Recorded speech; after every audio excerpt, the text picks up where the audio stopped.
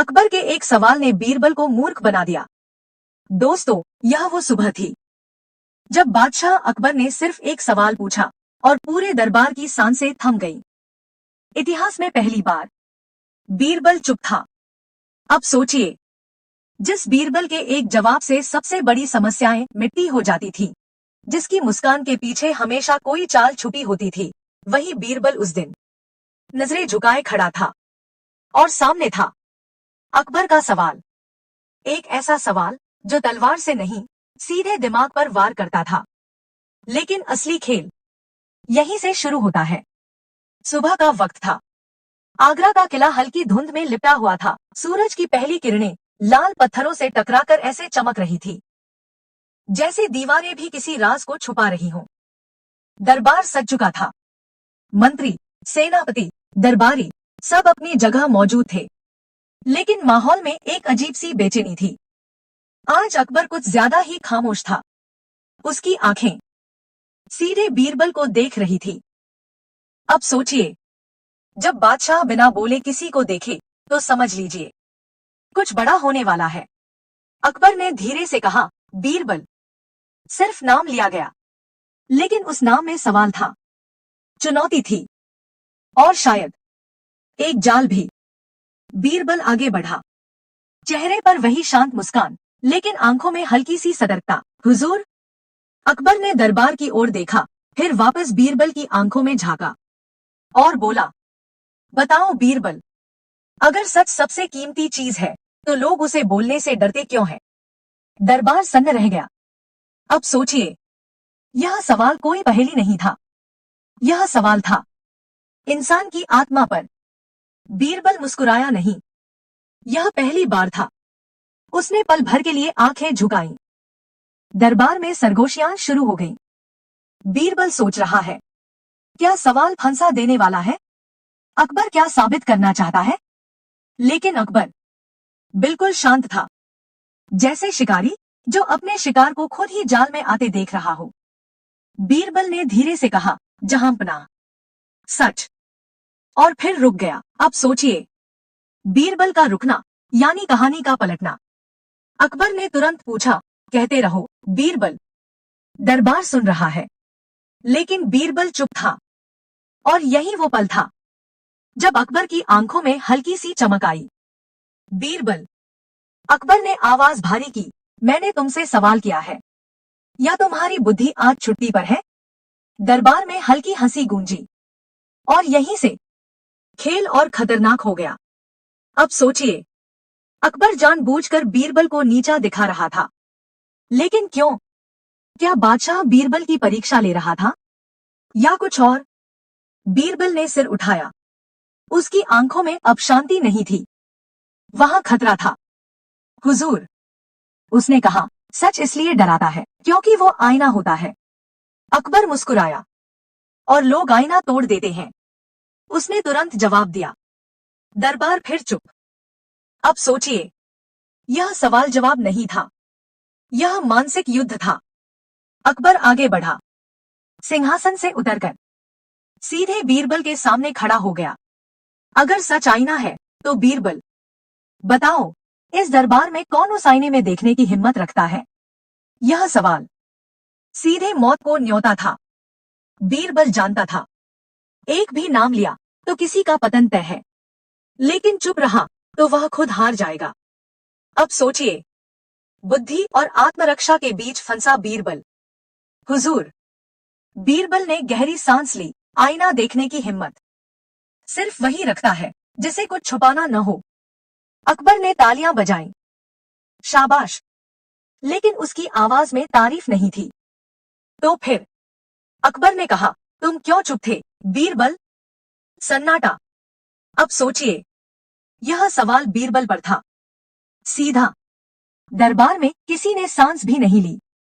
बीरबल की हथेलियां पसीने से भर गईं, लेकिन चेहरा अब भी शांत, क्योंकि उसने कहा, आईना दिखाने से पहले खुद को देखना पड़ता है। अकबर की मुस्कान गायब हो गई। यहीं से कहानी पलटती है। अकबर ने हाथ उठाया। दरबार बंद कर दिया गया। सिर्फ अकबर और बीरबल, दो दिमाग, दो रणनीतिकार। बीरबल। अकबर ने धीमे स्वर में कहा, क्या तुम्हें लगता है मैं सच से डरता हूँ? बीरबल ने सीधा जवाब नहीं दिया।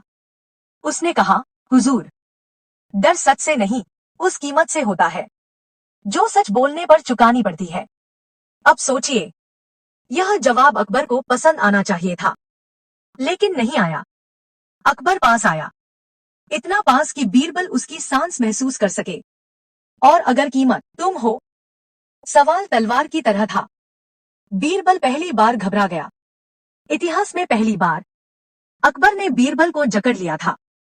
तुम्हें आज समझ आ गया होगा, अकबर ने कहा, कि बुद्धि भी कभी कभी मूर्खता बन जाती है। बीरबल कुछ नहीं बोला, और यही अकबर की जीत थी। लेकिन दोस्तों, कहानी यहाँ खत्म नहीं होती, क्योंकि उसी रात महल के गलियारों में एक साया घूम रहा था, और बीरबल अपने कमरे में बैठा कुछ लिख रहा था। एक जवाब, एक ऐसा जवाब जो पूरे साम्राज्य को हिला सकता था। अब सवाल यह है, क्या बीरबल वाकई हार गया था, या यह उसकी सबसे बड़ी चाल थी? और क्या अकबर जानता था कि उसने जिस सवाल से बीरबल को मूर्ख बनाया, वही सवाल उसकी सत्ता की नींव हिला सकता है? क्योंकि अगली चाल अब बीरबल की थी, और यहीं कहानी रुकती है। लेकिन खेल अभी बाकी है। दोस्तों, उस रात आगरा के किले में कोई जश्न नहीं था, कोई संगीत नहीं था, सिर्फ खामोशी थी, और खामोशी में छुपी हुई साजिश। अब सोचिए, जिस बीरबल को पूरा हिंदुस्तान बुद्धि का प्रतीक मानता था, वह उस रात अपने कक्ष में अकेला बैठा था। दिया बुझने को था, दीवारों पर परछाइयां कांप रही थी, और बीरबल की उंगलियां कागज पर कुछ लिख रही थी। लेकिन यह कोई जवाब नहीं था, यह एक जाल था। बाहर पहरा बदल रहा था, लोहे की भालाओं की आवाज, सैनिकों की भारी चाल, और बीच बीच में उल्लुओं की चीख। अब सोचिए, रात जितनी शांत होती है, राजनीति उतनी ही खतरनाक हो जाती है। बीरबल ने कलम रोकी, उसकी आंखें बंद हुई। उसे दरबार का वही पल याद आया। अकबर की आंखों में वो चमक, वो सवाल, वो मुस्कान जिसमें जीत थी। बुद्धि भी कभी कभी मूर्खता बन जाती है। यह वाक्य अब भी उसके कानों में गूंज रहा था। नहीं जहांपना, बीरबल ने खुद से कहा, मूर्खता नहीं, यह तो आपकी चाल थी। अब सोचिए, बीरबल को समझ आ चुका था। अकबर सवाल नहीं पूछ रहा था, वह बीरबल को परख रहा था। लेकिन क्यों? इधर महल के दूसरे छोर पर अकबर जाग रहा था। सिंहासन कक्ष अंधेरे में डूबा था, सिर्फ एक दीपक जल रहा था।